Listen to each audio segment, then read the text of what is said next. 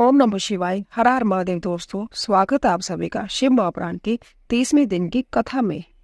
दोस्तों, आज की कथा में हम शिव पूजन की विधि की कथा का श्रवण करेंगे। आइए शुरू करते हैं। उससे पहले हम त्रिविध दीक्षा का निरूपण, शक्तिपात की आवश्यकता तथा उसके लक्षणों का वर्णन की कथा का श्रवण करेंगे। श्री कृष्ण बोले, भगवान, आपके मंत्र का महात्म्य तथा उसके प्रयोग का विधान बताया जो साक्षात वेद के तुल्य है। अब मैं उत्तम शिव संस्कार की विधि सुनना चाहता हूँ, जिसे मंत्र ग्रहण के प्रकरण में आपने कुछ सूचित किया था। वह बात मुझे भूली नहीं है। अभिमन्यु ने कहा, अच्छा, मैं तुम्हें शिव द्वारा कथित परम पवित्र संस्कार का विधान बता रहा हूँ, जो समस्त पापों का शोधन करने वाला है। मनुष्य जिसके प्रभाव से पूजा आदि में उत्तम अधिकार प्राप्त कर लेता है, उस षड्दव शोधन कर्म को संस्कार कहते हैं। संस्कार अर्थात शुद्धि करने से उसका नाम संस्कार है। जब ज्ञान देता है और पाशवंत को क्षीण करता है, इसीलिए इस संस्कार को ही दीक्षा भी कहते हैं। शिव शास्त्र में परमात्मा शिव ने शांभवी, शाक्ति और मांत्री 3 प्रकार की दीक्षा का उपदेश किया है।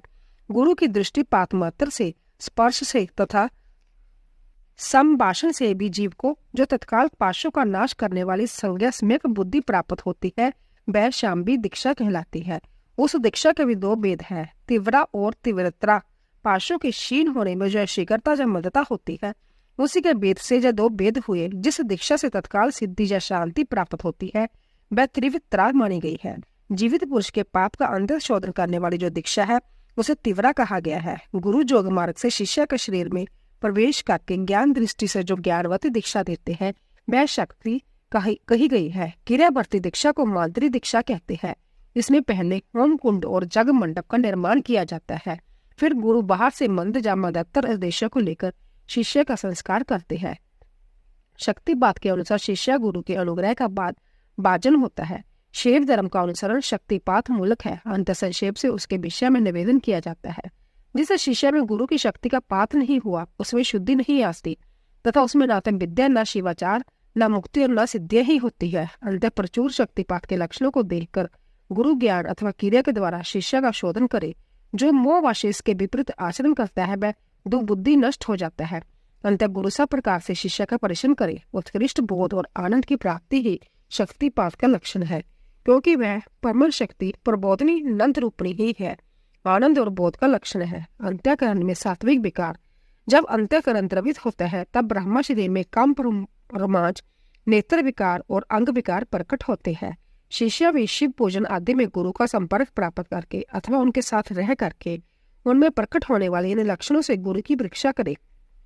शिष्य गुरु का शिष्यनीय होता है और उसका गुरु के प्रति गौरव होता है। इसे सर्वथा प्रयत्न करके शिष्य ऐसा आचरण करे जो गुरु के गौरव के अनुरूप हो। जो गुरु है वह शिव कहा गया है और जो शिव है वह गुरु माना गया है। विद्या के आकार में शिव ही गुरु बनकर विराजमान है। जैसे शिव है वैसी विद्या है, जैसी विद्या है वैसे गुरु है। शिव विद्या और गुरु के पूजन से समान फल मिलता है। शिव सर्वदेवात्मक है और गुरु सर्व मंत्रमय। अंत संपूर्ण जतन से गुरु की आज्ञा को शिरोधार्य करना चाहिए। यदि मनुष्य अपना कल्याण चाहने वाले और बुद्धिमान है, तो वह गुरु के प्रति मन, वाणी और क्रिया द्वारा कभी मिथ्याचार, कपटपूर्ण बर्ताव न करे। गुरु आज्ञा दे या न दे, शिष्य सदा उनके हित और प्रिय करे।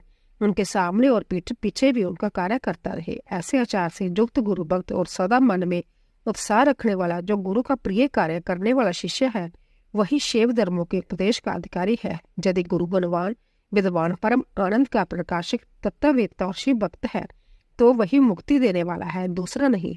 ज्ञान उत्पन्न करने वाला जो परम आनंद जनित तत्व है, उसे जिसने जान लिया वही आनंद का साक्षात करा सकता है। ज्ञान रहित नाम मात्र का गुरु ऐसा नहीं कर सकता।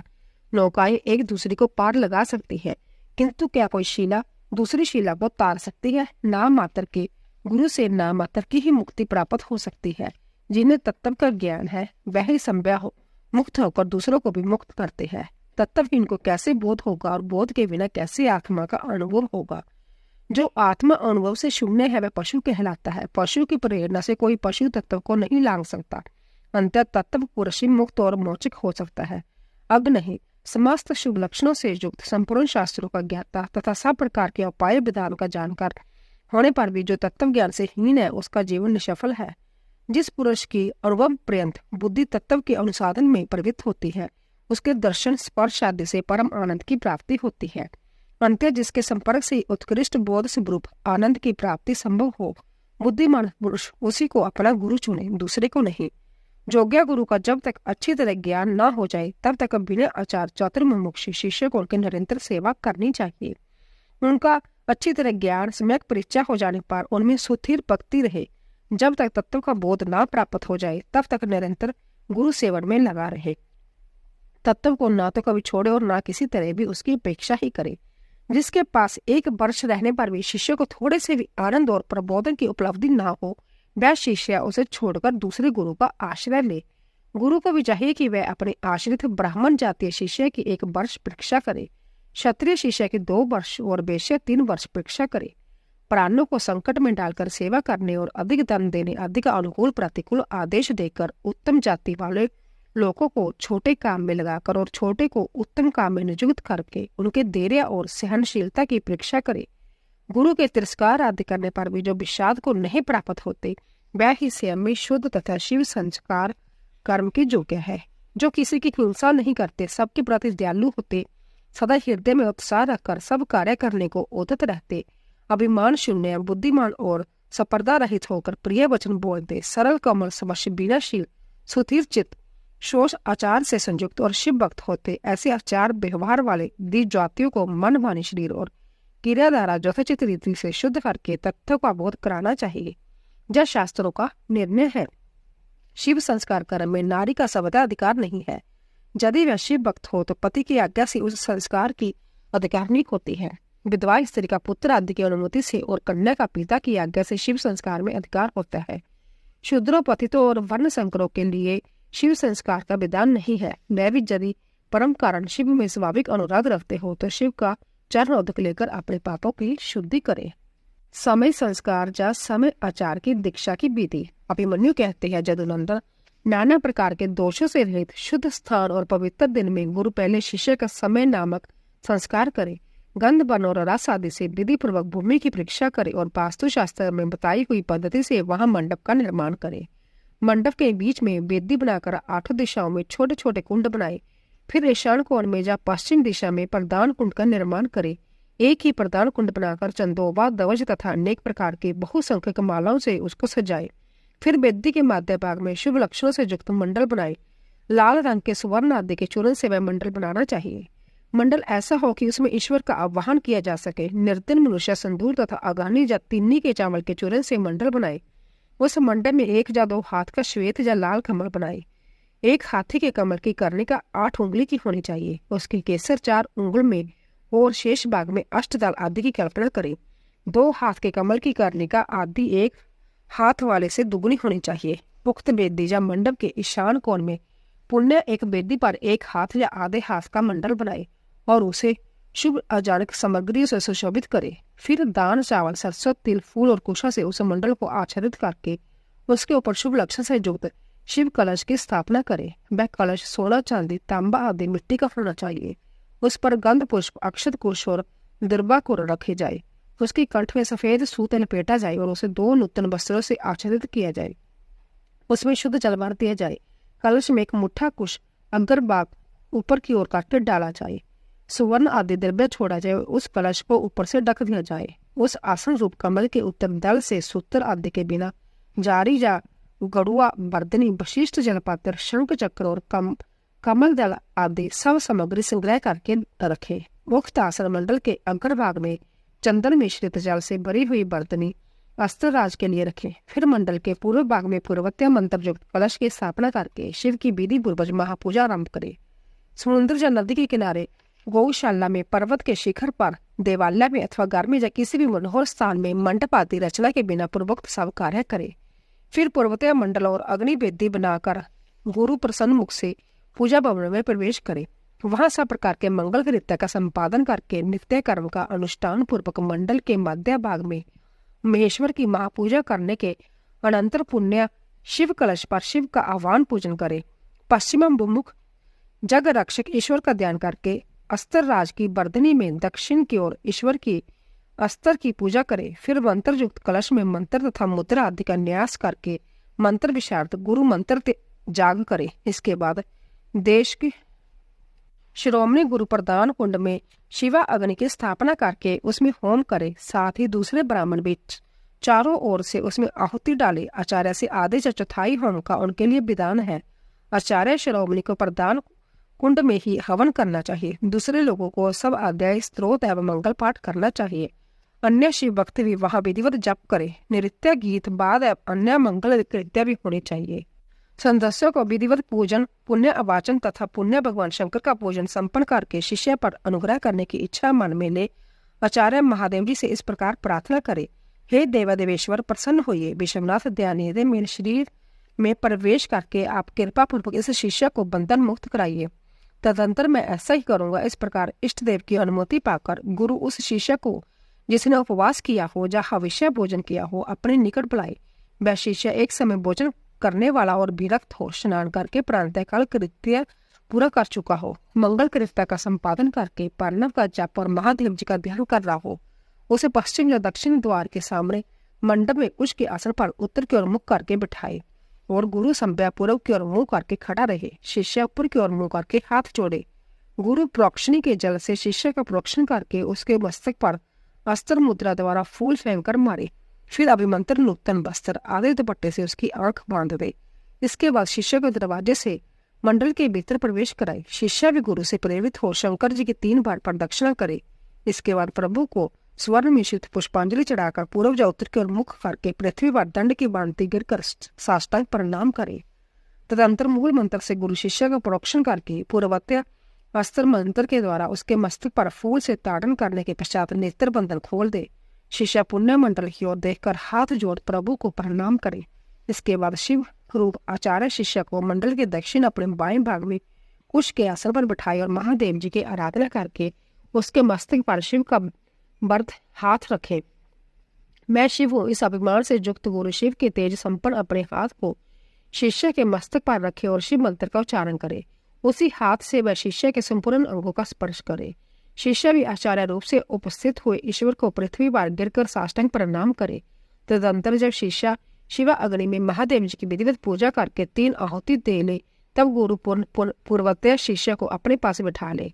कुशों के अग्रभाग उसका स्पर्श करते ही विद्या या मंत्र द्वारा अपने आप को उसके भीतर आविष्ट करे। फिर महादेव जी को प्रणाम करके नाड़ी संदान करे। फिर शिव शास्त्रों में बताए हुए मार्ग से प्राण का निष्क्रमण करके शिष्य के शरीर में प्रवेश की भावना करे। साथ ही मंत्रों का तर्पण भी करे। मूल मंत्र के तर्पण के लिए उसी के उच्चारण पूर्वक 10 आहुतियां देना चाहिए।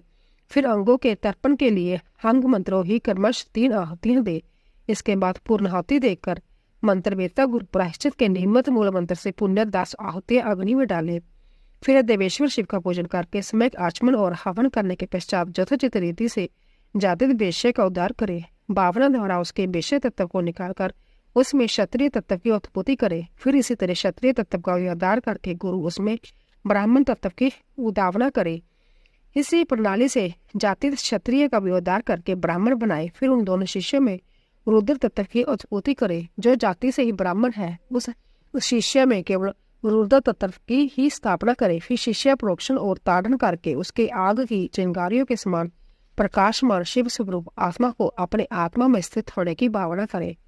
तदंतर पूर्वोक्त नाड़ी से गुरु मंत्र उच्चारण पूर्वक बाजू का रेचन करे। बाजू का निसारण करके उस नाड़ी के द्वारा ही शिष्य के हृदय में वह सम्यक प्रवेश करके उसके चैतन्य का नील बिंदु के समान चिंतन करे। साथ ही जब भावना करे कि मेरे तेज से इसका सारा मल नष्ट हो गया हो, जय पुरंदर प्रकाशित हो रहा है। इसके बाद उस जीव चैतन्य को लेकर नाड़ी से सहार मुद्रा एवं पूरक प्राणायाम द्वारा अपने आत्मा से एकीभूत करने के लिए उसमें निर्विष्ट करे। फिर रेचक की भांति कुंभ के द्वारा उस नाड़ी से उस जीव चैतन्य को वहां से लेकर शिष्य के हृदय में स्थापित कर दे। फिर शिष्य का स्पर्श करके शिव से उपलब्ध हुए जोगोपवीत को उसे देकर गुरु 3 बार आहुति दे, पूर्णाहुति हम करे। इसके बाद आराध्य देव के दक्षिण भाग में शिष्य को कुछ तथा फूल से आच्छादित करके श्रेष्ठ आसन पर बिठाकर उसका मुंह उत्तर की ओर करके उसे स्वस्तिक आसन में स्थित करे। शिष्य गुरु की ओर हाथ जोड़े रहे।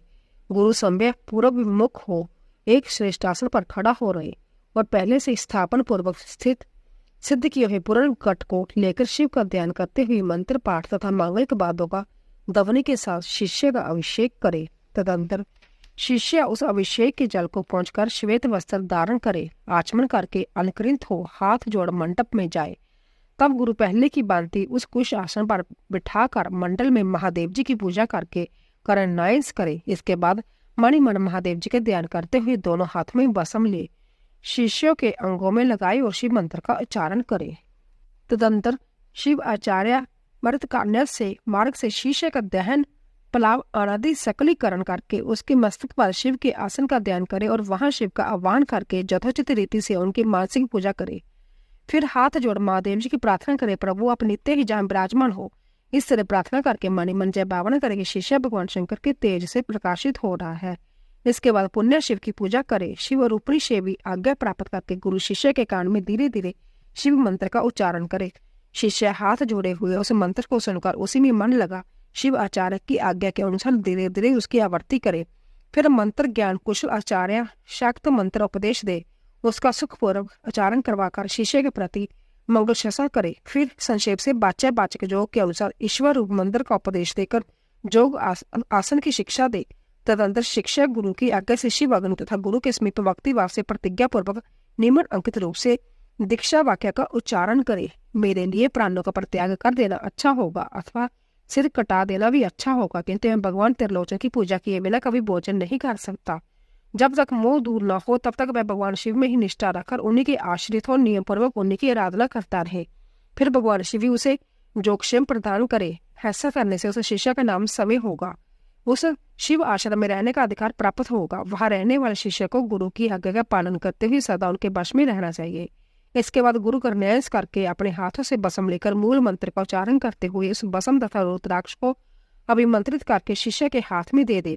साथ ही महादेव जी की प्रतिमा अथवा उनका गुड़ शरीरलिंग यथासंभव पूजा होम जाप ध्यान के साधन भी दे। फिर वह भी शिष्य भी शिव आचार्य से प्राप्त हुई उन वस्तु को उन्हीं की आज्ञा से बड़े आदर के साथ ग्रहण करे, उनकी आज्ञा का उल्लंघन न करे। आचार्य से प्राप्त हुई सारी वस्तुओं को भक्तिभाव से सिर पर रखकर ले जाए और उनकी रक्षा करे। अपनी रुचि के अनुसार मठ में या घर में शंकर जी की पूजा करता रहे। इसके बाद गुरु भक्ति श्रद्धा और वृद्धि के अनुसार शिष्य को शिवाचार्य की शिक्षा दे। शिवाचार्य ने समय आचार के विषय में जो कुछ कहा है, जो आज्ञा दी थी, तो और जो कुछ बातें बताई उन सब कुछ शिष्य शिरोधार्य करे। गुरु के आदेश से ही वह शिव आगमन ग्रहण पठन और श्रवण करे, ना तो अपनी इच्छा से करे और ना ही दूसरे की प्रेरणा से। इस प्रकार मैंने संक्षेप से समय साख्या संस्कार समय आचार की दीक्षा वर्णन किया है, जहाँ मनुष्य को साक्षात शिवधाम की प्राप्ति कराने के लिए सबसे उत्तम साधन है। षडव शोधन की विधि अभिमुनि कहते हैं, जदनंदन तदंतर गुरु की आज्ञा ने शिष्य स्नान आदि संपूर्ण कर्मों को समापन करके शिव का चिंतन करता हुआ हाथ जोड़ शिव मंडल के समीप जाए। इसके बाद पूजा के समय पहले दिन का शेष साकृत्य नेत्र बंद पर्यंत कर लेने के अनंतर गुरु उसे मंडल का दर्शन कराए। आंख में पट्टी बंधे रहने पर शिष्य कुछ फूल बिखेरे, जहां भी फूल गिरे वहां उसको उपदेश दे। फिर पूर्वतः उसे निर्माल्य मंडल में ले जाकर ईशान देव की पूजा करे और शिव अग्नि के हवन करे। यदि शिष्य ने दुष्वप्न देखा हो तो उसके दोष की शांति के लिए 100 या 50 बार मूल मंत्र से अग्नि में आहुति दे। तदंतर शिखा में बंधे हुए सूत को पूर्वतः लटकाकर आधार शक्ति की पूजा से लेकर निर्वती कलाजा संबंधी बागेश्वरी पूजन पर्यंत सब कार्य होम पूर्वक करे। इसके बाद निर्वृत्ति कला में व्यापक सती बागेश्वरी को प्रणाम करके मंडल में महादेव जी के पूजन पूर्वक 3 आहुतियां दे। शिष्य को एक ही समय संपूर्ण जोनियों में प्राप्त कराने की भावना करे। फिर शिष्य के सूत्र में शरीर में ताड़न पोषण आदि करके उसे आत्म चैतन्य को लेकर द्वादश शांत में निवेदन करे। फिर वहां भी उसे लेकर आचार्य मूल मंत्र से शास्त्रोक्त मुद्रा द्वारा मानसिक भावना से एक ही साथ संपूर्ण जोनियों में संयुक्त करे। देवताओं की 8 जातियां हैं, पशु पक्षियों की 5 और मनुष्य की 1 जाति है। इस प्रकार कुल 14 जोनियां हैं। उन सब में शिष्य को एक साथ प्रवेश कराने के लिए गुरु मन भावना द्वारा शिष्य की आत्मा को यथोचित रीति से बागेश्वरी के गर्भ में निविष्ट करे। बागेश्वरी में गर्भ की सिद्धि के लिए महादेव जी का पूजन प्रणाम और उनके नियमित हवन करके जो चिंतन करे कि यथावत रूप से वह गर्भ सिद्ध हो गया। सिद्ध हुई गर्भ की उत्पत्ति कर्म अनुवृत्ति सरलता भोग प्राप्ति पराप्रीति का चिंतन करे। फिर उस जीव के द्वार तथा जाति आज एवं भोग के संस्कार की सिद्धि के लिए 3 आहुतियां हवन करके श्रेष्ठ गुरु महादेव जी से प्रार्थना करे। पिता महाजय जीव शिव के परम पद को जानने वाला है, तुम इसमें विघ्न नहीं डालना चाहिए। जब भगवान शिव की गुरुतर आज्ञा है। ब्रह्मा जी को शिव का जय आदेश सुनाकर उनकी विधिवत पूजा और विसर्जन करके महादेव जी की अर्चना करे और उनके लिए 3 आहुति दे। फिर निर्वृत्ति द्वारा शुद्ध हुए शिष्य आत्मा का पूर्ववर्ती उद्धार करके अपनी आत्मा एवं सूत्र में स्थापित कर बाकिश का पूजन करे, उनके लिए 3 आहुति दे प्रणाम करके विसर्जन कर दे। फिर निर्वृत्त पुरुष प्रतिष्ठा कला के साथ सानिध्य स्थापित करे, उस समय एक बार पूजा करके 3 आहुति दे और शिष्य की आत्मा की प्रतिष्ठा कला में प्रवेश की भावना करे। इसके बाद प्रतिष्ठा का आवाहन करके पूर्वोक्त संपूर्ण कार्य संपन्न करने के पश्चात उसमें व्यापक बागेश्वरी देवी का ध्यान करे। उनकी कांति पूर्ण चंद्रमंडल के समान है। ध्यान के पश्चात शेष कार्य पूर्वत करे। इस तरह भगवान से प्रार्थना कर नाड़ी सदान पूर्वक पूर्वत्या पूर्णाति होम पर्यंत कर्म का संपादन करके भूत शुद्धि करे। स्थिर तत्व पृथ्वी, बाजू, जल, अग्नि तथा व्यापकता एवं एकता रूप आकाश तत्व का भूत शुद्धि कर्म में चिंतन करे। जय चिंतन उन भूतों की शुद्धि के उद्देश्य से ही करना चाहिए। भूतों की ग्रंथियों का छेदन करके उन अधिपत्यों या अधिष्ठता देवताओं सहित उनके त्यागपूर्वक स्थित योग द्वारा उनके परम शिव में नियोजित करे। इस प्रकार शिष्य के शरीर का शोधन करके भावना द्वारा उसे दग्ध करे। फिर उसकी राख को भावना द्वारा ही अमृत कणों से अलावित करे। तदंतर उसमें आत्मा की स्थापना करके उसके विशुद्ध अद्भुत शरीर का निर्माण करे। इसके बाद महादेव जी से आज्ञा लेकर उन देवेशन का मणिमन चिंतन करते हुए सदजात आदि कलशों द्वारा कर्मश शिष्य का अभिषेक करे। तदंतर शिष्य को अपने पास बैठाकर पूर्वोत्तर शिव की अर्चना करके उनकी आज्ञा ले उस शिष्य को शैवी विद्या का उपदेश करे। उस शैवी विद्या के आते में ओंकार हो, वह उस ओंकार से स्फुटित हो और उसमें अंत में नमन लगा हुआ हो। वह विद्या शिव और शक्ति दोनों से संयुक्त हो, जथा ओम ओम नमः शिवाय, ओम नमः। इसी तरह शक्ति विद्या का भी उपदेश करे, जथा ओम ओम नमः शिवाय, ओम नमः। इन विद्याओं के साथ ऋषि, संत, देवता, शिव और शिव की शिवरूपता, आवरण पूजा तथा शिव संबंधी आसनों का भी उपदेश दे। फिर देवेश्वर शिव का पुण्य पूजन करके कहें, भगवान मैंने जो कुछ किया है वह सब आप स्वीकृत रूप करते। इस तरह भगवान शिव से निवेदन करना चाहिए। तदंतर शिष्य से गुरु पृथ्वी पर दंड के बांधते गिरकर महादेव जी को प्रणाम करे। प्रणाम के अनंतर इस मंडल से और अग्नि से उनका विसर्जन करते। इसके बाद समस्त पूजनीय सदस्यों का कर्मशः पूजन करना चाहिए। सदस्य रीति वजह की अपने वैभव के अनुसार सेवा करनी चाहिए। साधक यदि अपना कल्याण चाहे तो धन खर्च करने में कंजूसी ना करे। साधक संस्कार और मंत्र महात्मा का वर्णन। आप मन कहते हैं जदनंदन, अब मैं साधक संस्कार और मंत्र महात्मा का वर्णन करूंगा। इस बात की सूचना मैं पहले दे चुका हूँ। पूर्वत्या मंडल में कलश पर स्थापित महादेव जी की पूजा करने के पश्चात हवन करे। फिर नंगे सिर शिष्य को उस मंडल के पास भूमि पर बैठाए। पूर्ण आहुति होम पर्यंत सब कार्य पूर्वक करके मूल मंत्र से 100 आहुतियां दे। श्रेष्ठ गुरु कलशों से मूल मंत्र के उच्चारण पूर्वक तर्पण करके संधिपन कर्म करे। फिर कर्मशय प्रभुत कर्मों का संपादन करके अभिषेक करे। फिर गुरु शिष्य को उत्तम मंत्र दे। वहां विद्योपदेशांत सब कार्य विस्तार पूर्वक संपादन करके पुष्पयुक्त जल से शिष्य के हाथ पर शैवी विद्या को समर्पित करे और इस प्रकार कहे, सौम्य, जय महामंत्र परमेश्वर शिव की कृपा प्रसाद से तुम्हारे लिए अहलौकिक तथा परलौकिक संपूर्ण सिद्धि के फल को देने वाला है। ऐसे कहकर महादेव जी की पूजा करके उनकी आज्ञा ले गुरु साधक को साधन और शिवजों का उपदेश दे।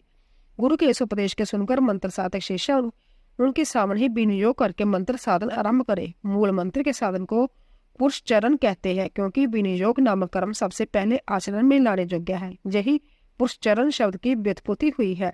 मुमुक्षु के लिए मंत्र साधन अंतत कर्तव्य है, क्योंकि किया हुआ मंत्र साधन इहलोक और परलोक में साधक के लिए कल्याणदायक होता है।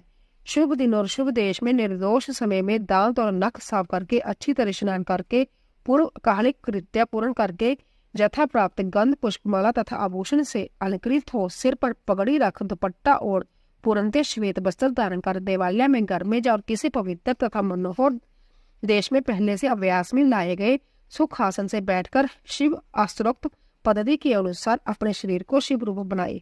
फिर देवेश्वर नोकिलेश्वर शिव का पूजन करके उन्हें खीर का नैवेद्य अर्पित करे।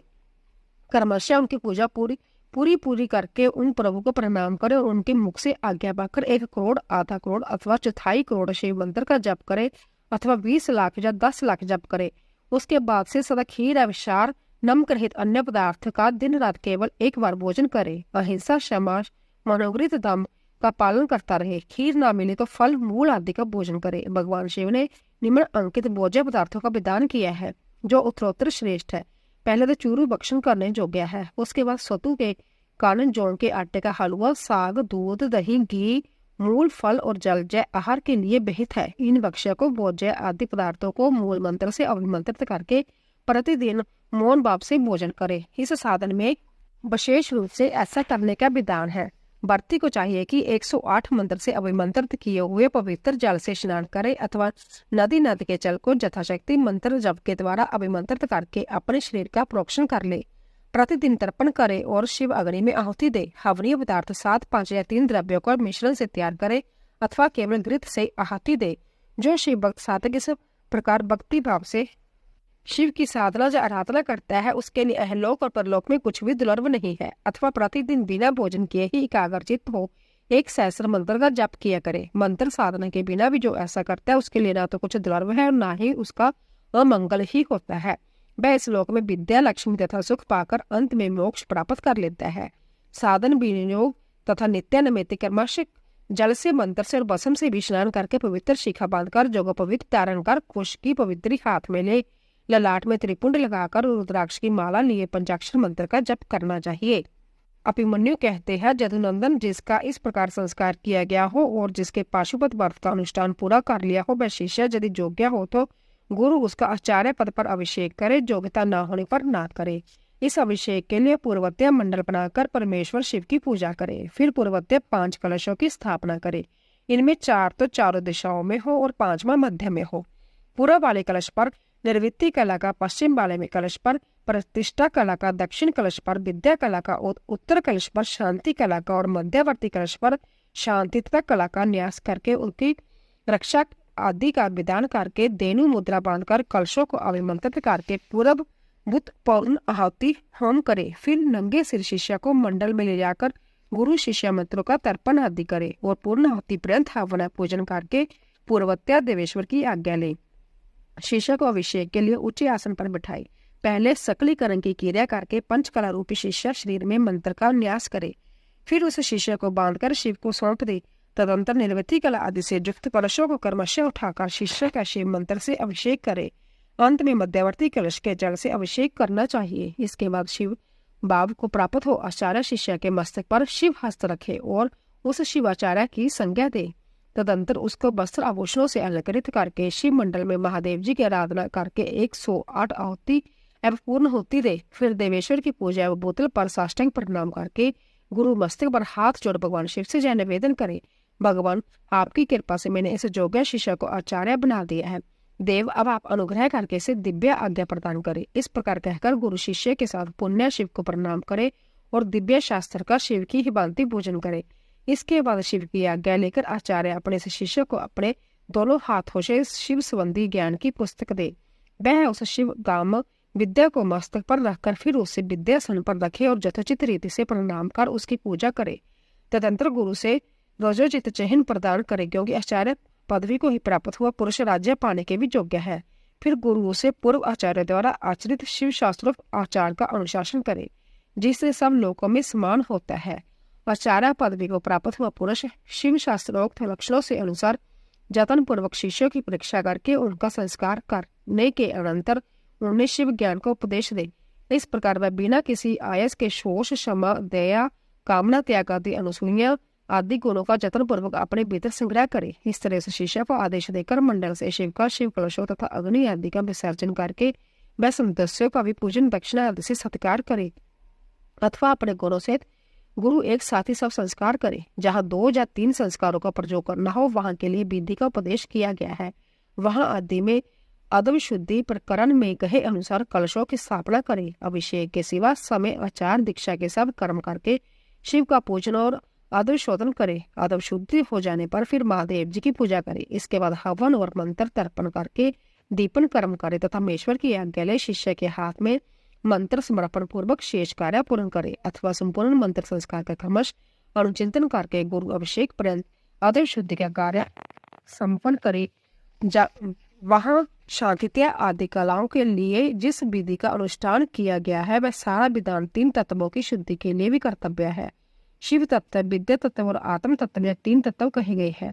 शक्ति में पहले शिव, फिर विद्या का और उसके बाद उसकी आत्मा का आविर्भाव हुआ है। शिव से शांतित्य तत्व व्याप्त है, उसमें शांति कलदवा, उसमें विद्या कलदवा, विद्या से पृष्ठ प्रतिष्ठा कलदवा और उसमें निर्वृत्ति कलदवा व्याप्त है। शिव शास्त्र के पारंगत मनीषी पुरुष मंत्र मूलक शैव संस्कार को दुर्लभ मानकर शाक्त संस्कार का प्रतिपादन करते हैं। श्री कृष्ण इस प्रकार तुमसे संपूर्ण जय है चतुर्विध संस्कार कर्म का वर्णन किया है। अब और क्या सुनना चाहते हो? अंतराग अथवा मानसिक पूजन विधि का वर्णन। तदंतर श्री कृष्ण के पूछने पर नित्यानैमित्तिक कर्म तथा न्यास का वर्णन करने के पश्चात अभिमन्यु बोले, अब मैं पूजा के विधान का संक्षेप से वर्णन करता हूँ। इसे शिव शास्त्र में शिव ने शिवा के प्रति कहा है। मनुष्य अग्निहोत्र पर्यंत अंतराग अनुष्ठान करके पीछे ब्रह्मा पूजन करे। उसकी विधि इस प्रकार है। अंतराग में पहले पूजा द्रव्य को मन से कल्पित हो और शुद्ध करके गणेश जी का विधि पूर्वक चिंतन एवं पूजन करे। फिर दक्षिण और उत्तर भाग में क्रमशः नंदेश्वर और सुयशा की आराधना करके विद्वान पुरुष मन से उत्तम आसन की कल्पना करे। सिंहासन, जोगासन अथवा तीनों तत्व से युक्त निर्मल पद्मासन की भावना करे। उसके ऊपर सर्व मनोहर सांब शिव का ध्यान करे। वह शिव समस्त शुभ लक्षणों से युक्त और संपूर्ण अवयवों से शोभामान है। वह सबसे बढ़कर है और समस्त आभूषण उनकी शोभा बढ़ाते हैं। उनके हाथ पर लाल है। उनका मुस्कुराता हुआ मुख कंद और चंद्रमा के समान शोभा पाता है। उनकी अंग कांति शुद्ध स्फटिक के समान निर्मल है। तीन नेत्र पर फूल कमल की भांति सुंदर है। चार भुजाएं, उत्तम अंगर, मनोहर चंद्रकला मुकुट धारण किए भगवान हर अपने 2 हाथों में वरद तथा अभय की मुद्रा धारण करते हैं और शेष 2 हाथों में मृग मुद्रा एवं टंक लिए हुए है। उनकी कलाई में सर्पों की माला कड़े का काम देती है। गले के भीतर मनोहर नील चिन्ह शोभित पाता है। उनकी कहीं कोई उपमा नहीं। वह अपने अनुगामी सेवकों तथा आवश्यक उपकरणों के साथ विराजमान है। इस तरह ध्यान करके उनके बाम भाग में महेश्वरी शिवा का चिंतन करे। शिवा की अंग कांति पर फूल कमल दल के समान परम सुंदर है। उनके नेत्र बड़े बड़े हैं। मुख पूर्ण चंद्रमा के समान सुशोभित है। मस्तक पर काले काले घुंघराले के शोभा पाते हैं। वह नील उत्पलद समान कांतिमती है। मस्तक पर अर्धचंद्र का मुकुट धारण करती है। उनके पीन प्योदर अंतत गोल घनीभूत ऊंचे और सीनग्ध है। शरीर का मध्य भाग कृश है। नितंब भाग स्थूल है। वह मिहीन पीले वस्त्र धारण किए हुए हैं। संपूर्ण आभूषण उनकी शोभा बढ़ाते हैं। ललाट पर लगे हुए सुंदर तिल से उनका सौंदर्य और खिल उठा है। विचित्र फूलों की माला से कुफित केशपाश उनकी शोभा बढ़ाते हैं। उनकी आकृति सब ओर से सुंदर और सुडोल है। मुख लज्जा से कुछ कुछ झुका है। वह दाहिने हाथ में शोभाशाली सुवर्ण में कमल धारण किए हैं और दूसरे हाथ को दंड की भांति सिंहासन पर रखकर उसका सहारा ले उस महान आसन पर बैठी हुई है। शिवा देवी समस्त पाशों का छेदन करने वाली साक्षात सच्चिदानंद स्वरूपिणी है। इस प्रकार महादेव जी और महादेवी का ध्यान करके शुभ श्रेष्ठ आसन पर संपूर्ण उपचारों से युक्त भाव में पुष्पों द्वारा उनका पूजन करे अथवा प्रयुक्त वर्णन के अनुसार प्रभु शिव की एक मूर्ति बना ले। उसका नाम शिव जय सदाशिव हो। दूसरी मूर्ति शिवा की होनी चाहिए। उसका नाम महेश्वरी षण्विष का अथवा श्री कन हो। फिर अपने की शरीर की भांति मूर्ति में मंत्र न्यास आदि करके उस मूर्ति में सत असत से परे मूर्तिमान परम शिव का ध्यान करे। इसके बाद ब्रह्मा पूजन के ही कर्म से मन से पूजा संपादित करे। फिर समिधा और घी आदि से नाभि में होम की भावना करे।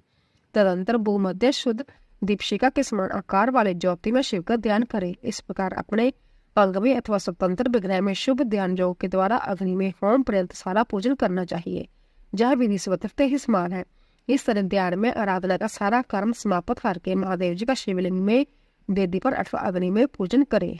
शिव पूजन की विधि। अभिमन्यु कहते जदनंदन विशुद्धि के लिए मूल मंत्र से गंध चंदन मिश्रित जल के द्वारा पूजा स्थान का प्रोक्षण करना चाहिए। इसके बाद वहां फूल बखेरे अस्त्र मंत्र का उच्चारण करके विघ्नों को भगाए। फिर कवच मंत्र होम से पूजा स्थान को सब ओर से अवगुंठित करे। अस्त्र मंत्र का संपूर्ण दिशाओं में न्यास करके पूजा भूमि की कल्पना करे। वह सवर कुश विषादे और प्रोक्षण आदि के द्वारा से भूमि का प्रलक्षण करे। पूजा संबंधी समस्त पात्रों का शोधन करके द्रव्य शुद्धि करे। प्रोक्षणी पात्र, अर्घ्य पात्र, पादन पात्र और आचमनीय पात्र, इन चारों का प्रलक्षण प्रोक्षण और वीक्षण करके इनमें शुभ जल डाले और जितने भी मिल सके उन सभी पवित्र द्रव्यों को उनमें डाले। पंचरत्न चांदी, सोना, गंध पुष्प, अक्षत आदि तथा फल पल्लव आदि कुछ सब अनेक प्रकार के पुण्य द्रव्य है। स्नान और पीने के जल में विशेष रूप से सुगंध आदि एवं शीतल मनोग पुष्प आदि छोड़े। पादन पात्र में खस और चंदन छोड़ना चाहिए। आचमनीय पात्र में विशेष से जायफल, कंकोल, कपूर, सहजन और तमाल का चूर्ण करके डालना चाहिए। इलायची सभी पात्रों में डालने की वस्तु है। कपूर, चंदन, कुशवा बाग, अक्षत, जौ, दान, तिल, घी, सरसों फूल और बसम, इन सबको अर्घ्य पात्र में छोड़ना चाहिए। कुश, फूल, जौ, दान, सहजन, तमाल और बसम, इन सब का प्रोक्षणी पात्र में प्रक्षेपण करना चाहिए। स्वतंत्रता मंत्र न्यास करके कवच मंत्र से प्रत्येक पात्र को बाहर से अविष्टित करे। फिर अस्त्र मंत्र से उसकी रक्षा करे। देनु मुद्रा दिखाई पूजा के सभी द्रव्यों का प्रोक्षणी पात्र के जल से मूल मंत्र द्वारा प्रोक्षण करके विधिवत शोधन करे। श्रेष्ठ साधक को चाहिए कि अधिक पात्रों के न मिलने पर सब कर्मों में एकमात्र प्रोक्षणी पात्र को ही संपादित करके रखे और उसी के जल से समानता अर्घ्य आदि दे। फिर मंडप के दक्षिण द्वार भाग में बक्ष्या भोज्य आदि के कर्म विधि पूर्वक विनायक देव जी की पूजा करके अंत्यपुर के स्वामी साक्षात नंद की बलिवांती पूजा करे। उनकी अंगकांति सुवर्णमय पर्वत के समान है। समस्त आभूषण उसकी शोभा बढ़ाते हैं। मस्तक पर बालचंद्र का मुकुट सुशोभित होता है। उनकी मूर्ति सौम्य है। वह 3 नेत्र और 4 भुजाओं से युक्त है। उनके एक हाथ में चमचमाता हुआ त्रिशूल, दूसरे में मृगी, तीसरे में टंक और चौथे में तीखा बैंत है। उनके मुख की कांति चंद्रमंडल के समान उज्जवल है।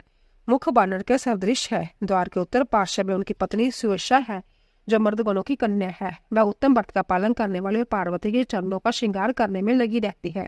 उनका पूजन करके परमेश्वर शिव के भवन के भीतर प्रवेश करे और उन द्रव्यों से शिवलिंग का पूजन करके निर्माल्य को वहां से हटा ले। तदंतर फूल धोकर शिवलिंग के मस्तक पर उसकी शुद्धि के लिए रखे। फिर हाथों में फूल ले यथाशक्ति मंत्र का जप करे। इससे मंत्र की शुद्धि होती है। ईशान कोण में चंडी की आराधना करके उन्हें पूर्वोक्त निर्माल्य अर्पित करे। फिर इष्ट देव के लिए आसन की कल्पना करे। क्रमशः आधार आदि का ध्यान करे। कल्याणवी आधार शक्ति भूतल पर विराजमान है और उनकी अंगकांति श्याम है। इस प्रकार उनके स्वरूप का चिंतन करे। उनके ऊपर फन उठाए सर्पकार अनंत बैठे हैं जिनकी अंगकांति उज्जवल है। वे 5 फनों से युक्त है और आकाश को चाटते हुए से जान पड़ती है। अनंत के ऊपर भद्रासन है जिसके चारों पायों में सिंह की आकृति बनी हुई है। वे चारों पाए क्रमशः धर्म, ज्ञान, वैराग्य और ऐश्वर्य रूप है। धर्म नाम वाला पाया अनाज्ञा कोण में है और उसका रंग सफेद है। ज्ञान नामक पाया नेत्रज्ञ कोण में है और उसका रंग लाल है। वैराग्य वाव्य कोण में है और उसका रंग पीला है तथा ऐश्वर्य ईशान कोण में है और उसका वर्ण श्याम है। अधर्म आदि उस आसन के पूर्वादि भागों में क्रमशः स्थित है, अर्थात अधर्म पूर्व में, अज्ञान दक्षिण में और वैराग्य पश्चिम में और अनैश्वर्य उत्तर में है। इनकी अंग राजावर्त मणि के समान है, ऐसी भावना करनी चाहिए। इस भद्रासन को ऊपर से आच्छादित करने वाले श्वेत निर्मल पद में आसन है। हानिमा आदि 8 ऐश्वर्य गुणी उसका कमल के 8 धन है। वामदेव आदि रुद्र अपनी वामा आदि शक्तियों के साथ उस कमल के केसर है। वह मणिमणि आदि अंत शक्तियां ही बीज है। अपर वैराग्य कर्णिका है। शिव स्वरूप ज्ञान नल है। शिव धर्म कंध है। कर्णिका के ऊपर 3 मंडल, चंद्र मंडल, सूर्य मंडल और बहिमंडल है और इन मंडलों के ऊपर आत्म तत्व, विद्या तत्व तथा शिव तत्व रूप त्रिवद आसन है। इन सब आसन के ऊपर विचित्र विषोने से आच्छादित एक सुखद दिव्य आसन की कल्पना करे जो शुद्ध विद्या से अंतित प्रकाशमान है। आसन के अनंतर आवाहन, स्थापन, सनिधोतन, निरीक्षण एवं नमस्कार करे। इन सबके पृथक पृथक मुद्राएं बांधकर दिखाएं। तदंतर पादम, आचमन, अर्घ्य, स्नानीय वस्त्र, जगोपवीत, गंध, पुष्प, धूप, दीप, नवेद और ताबूत देकर शिव और शिव को शयन कराए अथवा प्रयुक्त रूप से आसन और मूर्ति की कल्पना करके मूल मंत्र एवं अन्य शयन आदि ब्रह्म मंत्रों द्वारा सकलीकरण की क्रिया करके देवी पार्वती सहित परम कारण शिव का आवाहन करे। भगवान शिव की अंगकांति शुद्ध सफेदी के समान उज्जवल है। वह निश्चल, अविनाशी, समस्त लोगों के परम कारण, सर्वलोक स्वरूप है। सबके बाहर भीतर विद्वान, सर्वव्यापी, अनु महान से भी महान है। भक्तों को न्यायसी दर्शन देते हैं। सबके ईश्वर अव्यय है। ब्रह्मा, इंद्र, विष्णु तथा रुद्र आदि देवताओं के लिए भी अगोचर है। संपूर्ण वेदों के सार तत्व है। विद्वानों ने भी दृष्टि पंथ से नहीं आते। आदि मध्य अंत से रहित है। वह रोग से ग्रस्त प्राणियों के लिए औषध रूप है। शिव तत्व के रूप में विख्यात है और सबका कल्याण करने के लिए जगत में सतीर्थ शिवलिंग के रूप में विद्यमान है। ऐसी भावना करके भक्ति भाव से गंध, धूप, दीप, पुष्प और नवेद इन 5 उपचारों द्वारा उत्तम शिवलिंग का पूजन करे। परमात्मा महेश्वर शिव की लिंगमय मूर्ति के स्नान काल में जय जयकार आदि शब्द और मंगल पाठ करे। पंचगव्य, घी, दूध, दही, मधु और शर्करा के साथ फल मूल के सार तत्व से, तिल, सरसों, सत्तू के उपटन से, जो आदि के उत्तम बीजों से, उड़द आदि के चूर्णों से, आटा आदि से, आलेपन के गर्म जल से शिवलिंग को नहलाए। लेप और गंध के निवारण के लिए बेलपत्र आदि से रगड़े। फिर जल से नहलाकर चक्रवर्ती सम्राट के लिए उपयोगी उपचारों से अर्थात सुगंधित तेल, फुलेल आदि के द्वारा सेवा करे। सुगंध युक्त आंवला और हल्दी भी क्रमशः अर्पित करे। इन सब वस्तुओं से शिवलिंग अथवा शिव मूर्ति का बलिवांति शोधन करके चंदन मिश्रित जल, कुश, पुष्प युक्त जल, सुवर्ण एवं रत्न युक्त जल तथा मंत्र सिद्ध जल से क्रमशः स्नान कराए। इन सब द्रव्यों का मिलना संभव न होने पर यथासंभव संग्रहित वस्तु से युक्त जल द्वारा अथवा केवल मंत्र मंत्रों द्वारा जल द्वारा श्रद्धापूर्वक शिव को स्नान कराए। कलश, शंख और बर्तनी से तथा कुश और पुष्प से युक्त हाथ के जल से मंत्रोच्चारण पूर्वक इष्ट देवता को नहलाना चाहिए। पवमान सूक्त, रुद्र सूक्त, नील रुद्र सूक्त, त्वत मंत्र, लिंग सूक्त आदि सूक्त, अथर्व शीर्ष, ऋग्वेद, सांबे तथा शीर्ष संबंधी ईशान आदि पंच ब्रह्म मंत्र, शिव मंत्र तथा प्रणव से देवेश्वर की शिव को स्नान कराए। जैसे महादेव जी को स्नान कराए उसी तरह महादेवी पार्वती को भी स्नान आदि कराना चाहिए। उन दोनों में कोई अंतर नहीं, क्योंकि वे दोनों सर्वथा समान है। पहले महादेव जी के देश से स्नान आदि क्रिया करके फिर देवी के लिए उन्हीं देवाधिदेव के आदेश से सब कुछ करे। अर्धनारी ईश्वर की पूजा करनी हो तो उसमें पूर्व पर का विचार नहीं, अंत उसमें महादेव और महादेव जी के साथ साथ पूजा होती रहती है। शिवलिंग में या अनंतर मूर्ति आदि में अर्धनारी ईश्वर भावना से सभी उपचारों का शिव और शिवा का लिए एक साथ ही उपयोग होता है। पवित्र सुगंधित जल से शिवलिंग का अभिषेक करके उसके बस्तर से पोंछे, फिर नूतन वस्त्र अभिजोग पवित्र चढ़ावे, फिर पादम, आचमन, अर्घ्य, गंध, पुष्प, आभूषण, धूप, दीप, नैवेद्य, पीने योग्य जल, मुख शुद्धि, पुनराचमन, मुखवास तथा संपूर्ण रत्न से जड़ित सुंदर मुकुट, आभूषण, नाना प्रकार के पवित्र पुष्प, मालाएं, छतर, चंबर, व्यंजन, ताड़ का पंखा और दर्पण देकर सब प्रकार के मंगलमय वाद्य तबलियों के साथ इष्ट देव की आरती उतारे। उस समय गीत और नृत्य आदि के साथ जय जयकार भी होनी चाहिए। सोना, चांदी, तांबा अथवा मिट्टी के सुंदर पात्रों में कमल आदि के शोभामय फूल रख दे। कमल के बीज तथा दही, अक्षर आदि भी डाल दे। त्रिशूल, शंख, 2 कमल, नादवर्त, नमक, शंख, विशोष, सूखे गोबर की आग, श्री बक्स, स्वास्थ्य, दर्पण, वज्र तथा अग्नि आदि से चिन्हित पात्र में 8 दीपक रखें। वे 8 दिशाओं में रहे और एक 9वां दीपक मध्य भाग में रहे। इन 9 दीपकों में बामा आदि नाम शक्तियों का पूजन करे। फिर कवच मंत्र से आच्छादन और अस्त्र मंत्र द्वारा सब ओर से संरक्षण करके धेनु मुद्रा दिखाकर दोनों हाथ से पात्र का ऊपर उठाए तथा पात्र में क्रमशः 5 दीप रखें। 4 को चारों कोनों में और 1 को बीच में स्थापित करें। फिर उस पात्र को उठाकर शिवलिंग या शिव मूर्ति आदि के ऊपर क्रमशः 3 बार प्रदक्षिण क्रम से घुमाए और मूल मंत्र का उच्चारण करते रहे।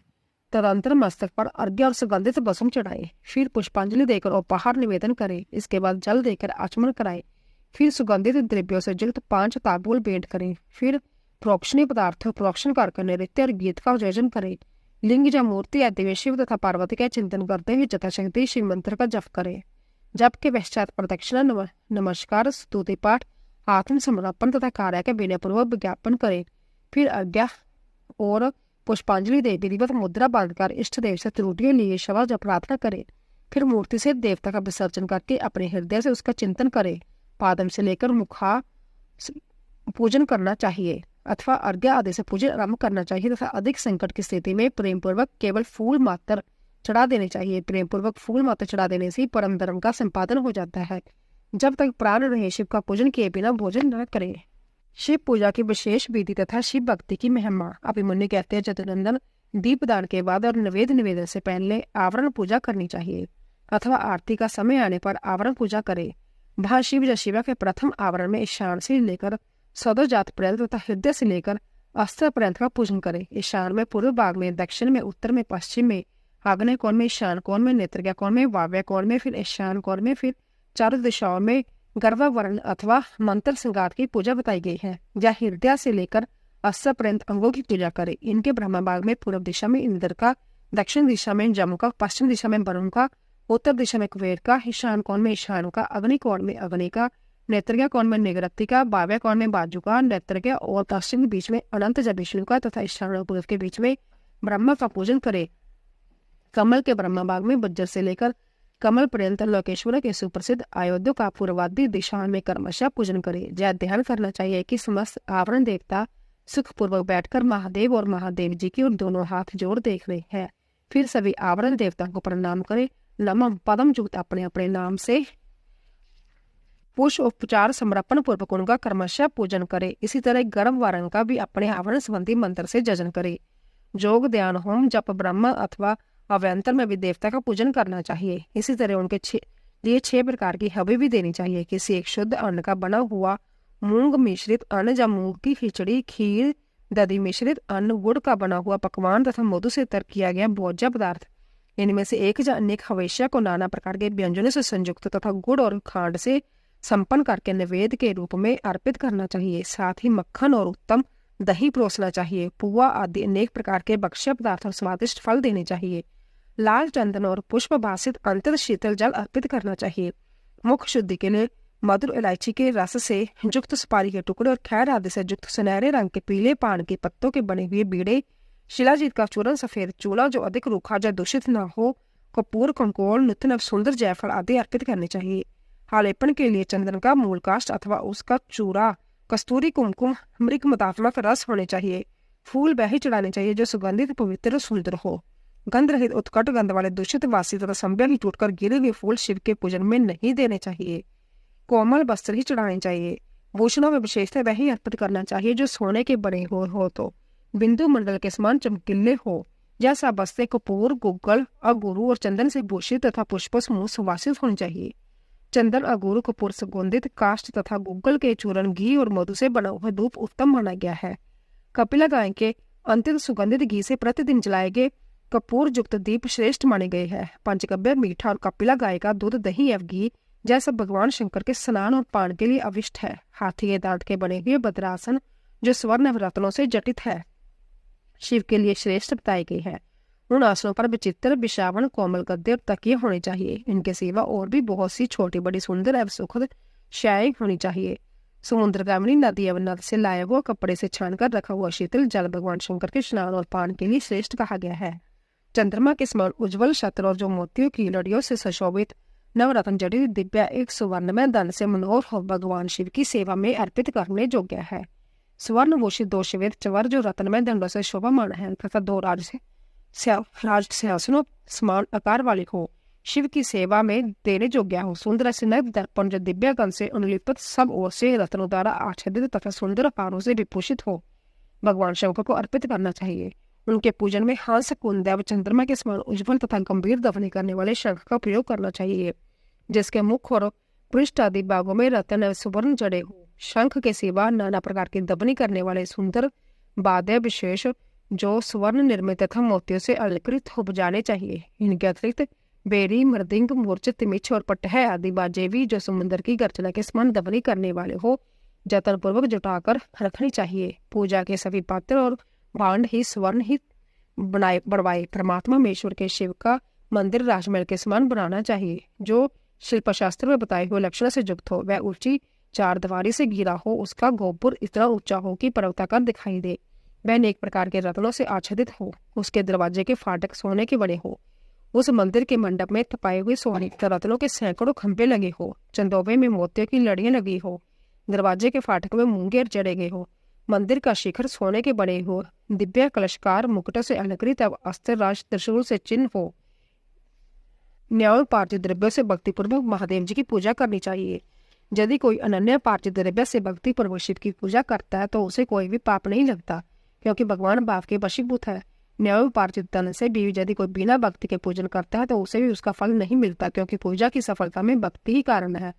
भक्ति से अपने बेवब के अनुसार भगवान शिव के उद्देश्य से जो कुछ किया जाए, वह थोड़ा हो जाए बहुत, करने वाला धनी हो जाए दरिद्र, दोनों का समान फल है। जिसके पास बहुत थोड़ा धन है वह मानवीय भक्ति भाव से प्रेरित होकर भगवान शिव का पूजन कर सकता है, किंतु महान वैभवशाली भी यदि भक्तिहीन है तो उसे शिव का पूजन नहीं करना चाहिए। शिव के प्रति भक्तिहीन पुरुष यदि अपना सर्वस्व भी दे डाले तो उससे भी वह शिव आराधना के फल का भागी नहीं होता, क्योंकि आराधना में भक्ति ही कारण है।